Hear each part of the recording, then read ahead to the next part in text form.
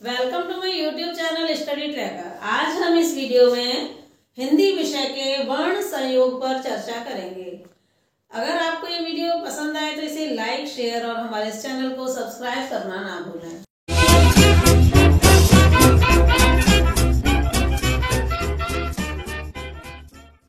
अभी वर्ण संयोग क्या होता है? तो वर्णों के परस्पर मेल को हम वर्ण संयोग कहते हैं। जैसे व्यंजन का व्यंजन से मेल होने पर किस तरह की ध्वनि निकलती है या उसे किस तरीके से लिखा जाता है, व्यंजन का स्वर से मेल होने पर उसे किस तरह की ध्वनि निकलती है और उसे क्या लिखा जाता है, तो इसको हम वर्ण संयोग कहते हैं। तो व्यंजन के व्यंजन से मेल के भी कुछ नियम होते हैं। तो ये नियम किस प्रकार है, ये देखिए। पहला नियम है, जिन व्यंजनों के अंत में खड़ी रेखा होती है उसे पाई भी कहते हैं। पाई वाले व्यंजन है ख, ग, घ, च, ज, झ, ण, त, थ, द, ध, न, प, फ, ब, भ, म, य, ल, व, श, स, श। यानी कि इन सभी में खड़ी रेखा है। तो इन व्यंजनों को जब किसी आगे वाले व्यंजन से जोड़ा जाता है तो उनकी पाई हटा दी जाती है। जैसे आधा ज और य, यानी कि ज और य को जब मिलाया तो बन गया ये ज, यानी कि राज्य। एक उदाहरण के लिए हमने लिया है ये। प और त को जब हमने मिलाया तो बन गया ये सप्ताह। एक ऐसा उदाहरण है भी इसका। तो ये व्यंजन जब खड़ी रेखा के वर्ड होते हैं तो उनको हम किस तरीके से मिलाते हैं, तो इसका ये तरीका है। बिना पाई वाले व्यंजन है छ, ट, ठ, ड, ढ, द और ह। जब ये किसी अन्य व्यंजन से मिलते हैं तो पहले व्यंजन में हलंत लगाकर दूसरा व्यंजन पूरा लिखा जाता है। तो जैसे हमने द और व, द में हमने हलंत लगा दिया तो हमारा, जैसे अगर हम कोई शब्द बनाते हैं तो बन गया जैसे द्वारा।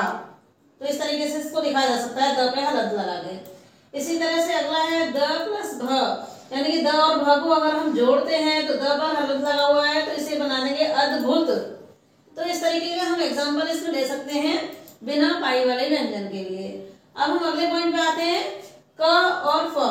तो क और फ को हम किस तरीके से लिख सकते हैं, जैसे कि क और ल। क और ल को अगर हम मिलाते हैं तो क से घुंडी हट जाएगी और ये बन जाएगा शक्ल। इस तरीके का एक शब्द बन जाएगा। इसी तरह से फ और त में से फ की घुंडी हटा दी जाएगी और ये जैसे कि वर्ड बन गया हमारा मुफ्त। तो इस तरीके से इनको लिखा जाता है। अगला पॉइंट है क्ष, त्र, ज्ञ, श्र। तो ये संयुक्त व्यंजन है और जो दो वर्णों के मेल से बनते हैं। तो ये देखिए, ये ज्यादातर कॉम्पिटिशन्स में इनको पूछा जाता है और यहीं पर हम गलती कर जाते हैं। तो ये गलतियां ना हो तो आप देखिए कैसे लिखते हैं। क और श, इन दोनों के मेल से बनता है क्षत्रिय। त और र के मेल से बनता है त्रिशूल। ज और य के मेल से बनता है ज्ञानी और श और र के मेल से बनता है श्राश्रमी।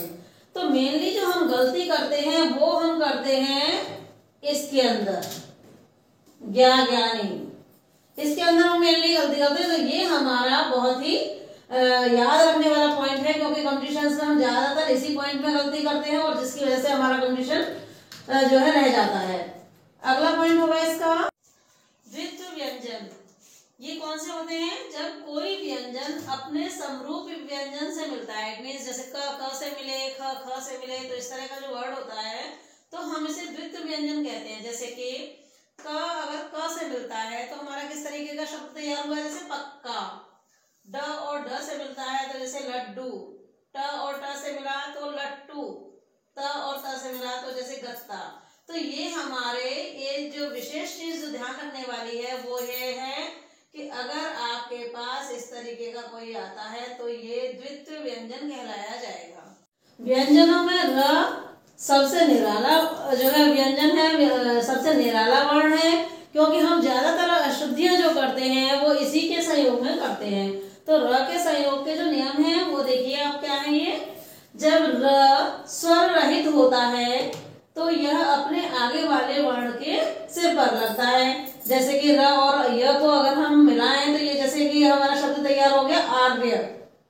र और द को मिलाया और ये शब्द तैयार हुआ जैसे दर्द। र और व को मिलाया तो ये शब्द तैयार हुआ पर्व।